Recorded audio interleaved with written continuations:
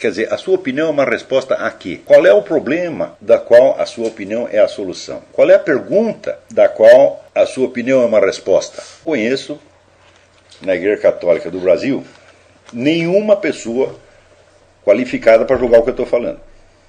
Nenhum. Se tiver, é um milagre, me informe onde está. Né? E eu sei que as pessoas mais qualificadas que eu conheço reconhecem, primeiro, que não há nenhum problema naquilo que eu estou ensinando, né? Embora possa haver em alguns escritos meus de 20 ou 30 anos atrás, problemas que eu mesmo identifico e que eu mesmo trato de corrigir. Ou então, que a questão é prematura, porque as ideias, os conceitos não estão suficientemente elaborados e não tem uma forma final, ou então que eles mesmos não estão qualificados para julgar a coisa. Ora, é evidente que essas coisas acontecem também porque o brasileiro hoje é um povo muito nervoso e muito inseguro. E todo mundo está procurando uma autoridade ao qual se apegar. Eu digo, olha, e a primeira condição para você ir adiante nesse estudo é você saber que você não vai encontrar essa autoridade. Por exemplo, se você está muito confiante, diz, não, eu vou aqui, pode haver quantas discussões haja, tudo se pode discutir, mas em última instância prevalece o quê? O ensinamento da igreja. Eu digo, muito bem, então quem representa a igreja? Se você vê as discussões entre o pessoal tradicionalista, né, e o pessoal pós-conciliar, você já vê que é quase impossível você saber com certeza quem tem a palavra autorizada da igreja, nem mesmo o Papa. Porque se você pega essas conferências do irmão Michael Diamond, tem um monastério aqui em Nova York, ele faz acusações de heresia tão fulminantes contra o Papa. Ele faz umas 2.000 acusações, das quais muitas eu acho furadas, mas outras eu não sei como responder. E dessas acusações, conclui que o mandato do Papa não é válido. Você sabe resolver essa questão? Não, eu também não. Então, qual é a minha orientação? Eu continuo seguindo a orientação do Papa até prova em contrário, mas eu não tenho certeza absoluta de que o mandato dele é válido ou não é. Eu não tenho. Então, quando você está numa dúvida e você honestamente não sabe como resolver a dúvida, você tem que adotar uma posição provisória e experimental tentando ser honesto. Então, por exemplo, tem trechos que Ratzinger escreveu 20 ou 30 anos atrás, o negócio da divinização do homem, um pouco na perspectiva do Teilhard de Chardin, que parecem realmente heréticos, mas ele não os escreveu como Papa. Então não sabemos se ele conserva essas ideias ou se ele mudou. Então não se pode acusar o Papa de herético, embora possa dizer, o cardeal Ratzinger foi herético. É possível. Depois do mandato dele ele não fez nada de errado, que eu saiba. Não tem um pronunciamento dele que me pareça sequer ambíguo. Tudo está muito claro ali. Então, eu não tenho a menor capacidade para opinar nesta coisa. Então, o que nós temos que fazer é tentar ser o mais honesto possível perante o próprio Deus, tá certo? E esperar que venha do céu um esclarecimento definitivo dessas questões. Não cabe acusar ninguém, sobretudo com a veemência com que o pessoal da Sociedade de São Pio X acusa. Não cabe também acusar a Sociedade de São Pio X, porque são todos cristãos, são todos católicos, são pessoas que merecem o maior respeito. Entendeu? Então, o Monsenhor Lefebvre, eu acho que o Monsenhor Lefebvre passou, se não é santo, passou muito perto, tá certo? O que não quer dizer que ele esteja certo em tudo, porque a história da igreja está cheia de casos de santos que erraram monstruosamente no julgamento de outros. Tá certo? Então, nós estamos numa época de enorme confusão, como foi uma época de confusão esse tempo de René Descartes. Na verdade, uma confusão que começa no século XV, tá certo? E que chega em alguns casos, como no caso de Maquiavel, que eu mencionei aqui para vocês, chega a ser a confusão demoníaca, quando ninguém é capaz de se orientar. Tá certo? Então, nós, como filósofos, estudantes de filosofia, né, na verdade são todos filósofos, na medida que está buscando isso. Filosofia consiste exatamente nessa busca, nesse esforço e na confiança em que a sabedoria existe e de algum modo ela pode chegar até nós, tá certo? Nós, enquanto filósofos, tudo o que nós temos que fazer é continuar buscando, continuar procurando com sinceridade. Então, dizer como Pascal, eu não respeito nem aqueles que negam, nem aqueles que afirmam, eu só respeito aqueles que buscam entre gemidos, ceux qui cherchent en gémissant. Só esses merecem respeito. Né? Veja, mesmo quando você tem uma verdade final, um dogma da igreja, né? Sobre essa verdade final nunca se refere a tudo que existe, se refere a algum ponto de doutrina. Né? Então, por exemplo, o nascimento virginal de Cristo,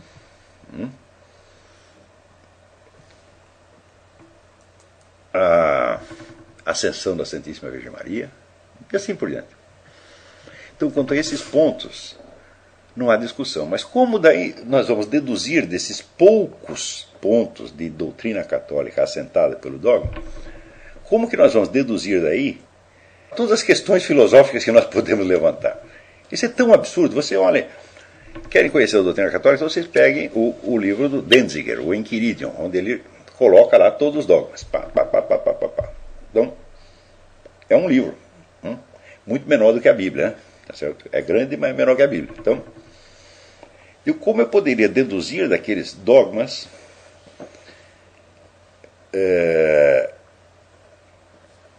conclusões para todos os domínios da realidade e para responder a todas as questões de ciência e filosofia que existem? Isso é absolutamente impossível.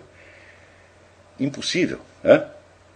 Então, por isso mesmo, não é possível você fazer comparação entre a doutrina católica e investigações filosóficas. O que você pode fazer é o seguinte: se o sujeito criar uma corrente teológica nova, afirmando formalmente dogmas que são contrários da igreja e apresentando isso em nome da igreja, então você está num caso de heresia.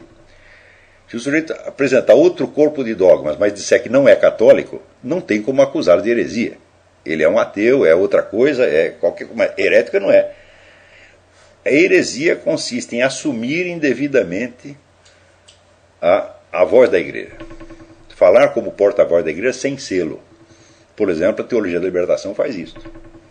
Ela está vendendo para as pessoas uma doutrina anticatólica, que não é apenas não católica, é anticatólica, como se fosse católica. Então o fiel vai lá, acredita que ele está indo na igreja católica e obedece a esse desgraçado.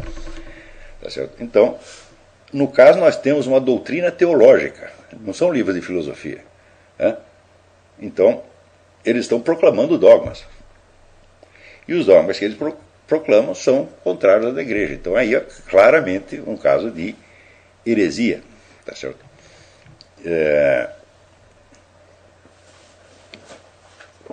Eu não me lembro jamais de ter dado sequer orientação prática quanto à vida religiosa de cada um. Nunca fiz isso. Não me considero qualificado para isso. Aliás, alguém me manda aqui, Marcos Vinícius me pergunta: o que o senhor acha do atual catecismo da igreja, também do atual Código de Direito Canônico? Eu não tenho nenhuma qualificação para opinar sobre isso. Nenhuma. Isso aí eu precisaria ter dedicado, vamos dizer, ao estudo da doutrina da igreja o mesmo tempo que eu dediquei ao estudo da filosofia. Mesmo assim, eu teria que opinar com muito cuidado, com todo respeito, com cuidado para não, vamos dizer, não ferir injustamente ninguém. Tá certo? E para não infringir a doutrina da igreja em ponto nenhum. Isso é muito difícil. Então, quando eu proponho a vocês o voto de pobreza em matéria de opiniões, é porque eu mesmo o pratiquei e pratico ainda. Eu procuro ter opiniões apenas sobre aqueles pontos aos quais eu dediquei algum tempo. Né? Veja, a sua opinião vale o quanto você dedicou a ela. De quanto tempo você levou para você criar essa opinião? 2 minutos? Então, né, assim, você pega, divide por... Vamos fazer uma conta razoável. Divide por 100. O tempo de audição que uma opinião merece é 1/100º do tempo que você levou para produzi-la. Vocês imaginam, por exemplo, você pega uma teoria qualquer sobre qualquer coisa. Você pega a teoria da relatividade. Quanto tempo Einstein levou para elaborá-la? 30 anos, mais ou menos, né? Quer dizer, desde as primeiras intuições que ele teve até que ele chegou, vamos dizer, a tal teoria geral da relatividade. São 30 anos. Bom, você não vai ficar 30 anos estudando a teoria de Einstein, hein? Você conhece algum físico que na universidade teve um curso de 30 anos sobre a teoria da relatividade? Nenhum teve. No máximo teve um curso de 2 anos. Né? Então, qual o nível de atenção que as suas opiniões merecem? Eu digo, merece mais ou menos a atenção, um pouco da atenção que você mesmo prestou a ela. Agora, se a opinião saiu assim de repente, levou 2 segundos para ser criada, por que nós temos que ouvir? Então, o direito a ter uma opinião é correspondente ao direito de não ouvi-la, ao direito de não lhe prestar atenção. Porque se todas as opiniões tivessem direito à atenção alheia, façam as contas, veja que seria absolutamente impossível. Você tem aí 30 pessoas numa sala, né? Imagina que cada um tivesse direito à atenção completa dos outros para as suas opiniões. O negócio não terminaria tão cedo. Então isso quer dizer que nem todas as opiniões merecem atenção pública. Algumas são simplesmente coisas que você pensa. Você está lá sentado no banheiro, lhe ocorre uma ideia, diz, bom, muito bem, então você prestou atenção periférica à sua ideia durante 2 segundos. Né? Isso não quer dizer que nós tenhamos que sentar para ouvi-la. Né?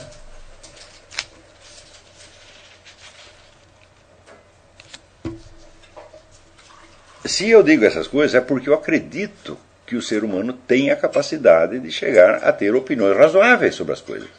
Né? Sobre muitas coisas. Qual é a condição, vamos dizer, da opinião razoável?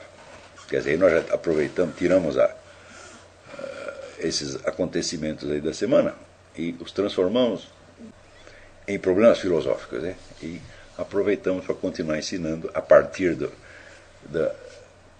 do que eles nos sugerem. Qual é a condição para você ter uma opinião razoável? Bom, a primeira coisa é que essa opinião seja verdadeiramente sua, isso é, que você acredite nela. Isso não quer dizer que você tem que acreditar 100%, mas quando eu digo acreditar nela, eu quero dizer, você tem que saber o quanto você acredita nela. E evidentemente aí vamos diretamente à questão dos 4 discursos. Você acredita que essa sua opinião reflete uma coisa que é possível, né? Uma coisa que é verossímil, parece verdade, que é uma coisa razoável ou que é uma coisa absolutamente certa. É claro que se você não é capaz de saber qual é o nível de credibilidade da sua opinião, então você não sabe nada a respeito dela. Então, primeira coisa, examine a sua opinião e veja em qual desses níveis você acredita nela. Eu nunca vou me cansar de repetir isso, porque isso é a base de tudo que eu estou ensinando. Isso é o preliminar. Quer dizer, quanto vale a sua opinião para você mesmo? E quais são as razões que você tem para acreditar nela? Segunda, você tem que saber de onde saiu a sua opinião. Né? Se ela veio do meio social, se foi alguma coisa que você leu, se foi uma coisa que você ouviu, uma coisa que a sua mãe lhe disse, tá certo? Alguma coisa que surgiu por geração espontânea. Você tem que saber qual é a origem, porque na origem vem a carga semântica da opinião. Muitas vezes nós chegamos a conclusões mediante um percurso cerebral que é de uma complexidade enorme. E é muito difícil você saber a origem daquilo. Mas tão logo você consegue uma expressão mais ou menos acabada, sobretudo você consegue montar uma frase ou montar um esquema, você tem a impressão de que aquela opinião adquiriu uma certa autonomia em relação à sua própria origem. e que você pode discuti-la a partir desta forma mais ou menos final que você lhe deu. Mas isso está completamente errado, porque qualquer que seja a forma final, a opinião continua carregando a carga semântica que é a da sua origem histórica. Ou seja, quando você a emite, você está intimamente associando essa opinião a imagens, a experiências, a sentimentos que você teve no percurso da formação daquilo.